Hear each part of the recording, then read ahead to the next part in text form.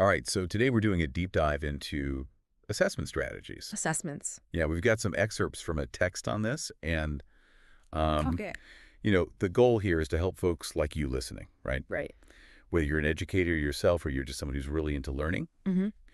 we want to give you a really clear and concise understanding of how to make assessments work, how to use them effectively. So, like, what makes a good assessment? Exactly. Like how to tell if an assessment's actually doing what it should be doing. Yeah. Yeah. So we're going to break down all the different types of assessments, Okay. give you some tips on how to design really good ones, Mm-hmm. and then also talk about some of the tools that you can use, things like rubrics. Oh, rubrics are great. Yeah, Portfolios, things like that. totally. So should we just jump right in? Let's dive in. Okay, cool. So one of the first things that I always found kind of confusing, when I was first learning about all this stuff, Yeah. was the difference between like norm-referenced tests and criterion-referenced tests. Oh. Can you remind me what that's all about again? Yeah. So basically, a norm reference test is Like the SATs. like the SATs, exactly. So you're comparing a student's performance to a larger group, right? So it's about like, how do you stack up against everybody else? Exactly. It's all about ranking. Okay. Criterion-referenced is more about, have you mastered the specific skills or concepts? Like your math test in class. Yeah, exactly. Like, did you get the material or not? Got it. Okay. Two very different purposes there. Yeah, that makes sort of sense. So one might be used, for example, for like placement decisions, whereas the other one might be used to see if, the class understood what was just taught. And those are like those big end-of-year state tests, Yeah, right? could be. Okay, and then there's another distinction that always comes up, which is formative versus summative. Right. What's the difference between those? So formative and summative assessments, it really comes down to timing and purpose. So formative assessments are happening during the learning process. Oh, I see. So it's like those check-in points you do on a road trip, right? Like, are we there yet? Exactly. So let's say you're teaching a lesson, let's say fractions. Okay. A formative assessment could be something as simple as asking the students to solve a fraction problem on a whiteboard, hold it up, and you can kind of quickly see, oh, okay, these people are getting it. These people need some more help. Like on the spot. On the spot, Yep. right then and there. So you can adjust. Adjust your teaching. Wow. So that everyone is ready for that summative assessment. So the formative stuff actually leads to better summative outcomes. Ideally, yes. Oh, that's interesting. So it's not just about testing them at the end. It's about constantly checking in and making sure they're on the right path. It's a process. Wow. I'm realizing I could use that in my own life too. Not even just in like a formal classroom setting. Absolutely, yeah. Setting those little checkpoints for yourself. Makes sense. Okay, so then we've got objective versus subjective Yeah. assessments. Objective is like there's a right answer and a wrong answer. Exactly. Very clear-cut, easy to grade, Multiple choice. multiple choice, fill in blank, that Yeah. sort of thing. Easy peasy, man. That's great for measuring, knowledge of facts and things like that. Yeah, but then you've got the subjective stuff, which is always a little bit A little bit trickier. tricky. Yeah, like essays. Essays, yeah. all those Projects, rubrics, yeah. where there's more nuance to the evaluation. I always hated those rubrics that teachers would use for grading essays. Rubrics, yeah. I always felt so subjective. Yeah, and that's why it's so important with subjective assessments to have really well-designed rubrics. Gotcha. A good rubric is going to break down that criteria for success in a clear, measurable way. Okay. So instead of just saying, like, good grammar, Yeah. it might say, it uses correct subject-verb agreement, demonstrates proper punctuation. So it's like a roadmap Yes, for both the teacher and the student. exactly. Keeps everybody on the same page. Okay, that makes sense. So we've talked about the different types of assessments. Right. But now let's talk about what actually makes an assessment good. The quality. Yeah. And our text here talks about 4 key criteria. Oh, So practicality, reliability, validity, and authenticity. lots of enemy words. Lots of itty words, yeah. So let's break those down. Okay. Practicality seems pretty straightforward. Yeah, it's basically, is this assessment easy to administer and easy to grade? You don't want to spend 5 hours grading one paper. No, especially if you have 100 students. Exactly. So time constraints, resources, ease of implementation, those are all part of practicality. Okay, that makes sense.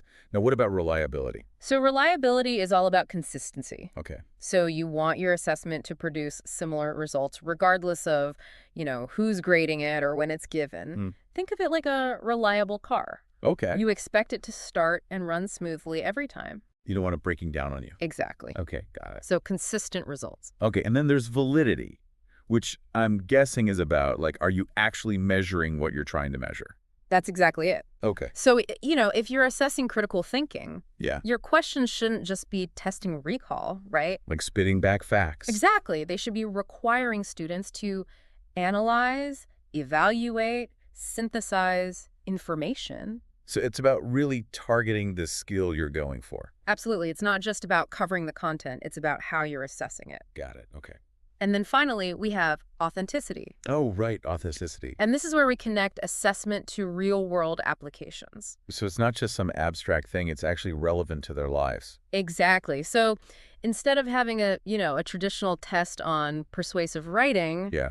you could have students create a public service announcement video, for example. Oh, I love that. Something that has real-world relevance. Yeah, that makes it so much more engaging. Exactly. It gets them invested. So we've talked about the types of assessments. Right. We've talked about what makes an assessment good. The criteria. Criteria, yeah.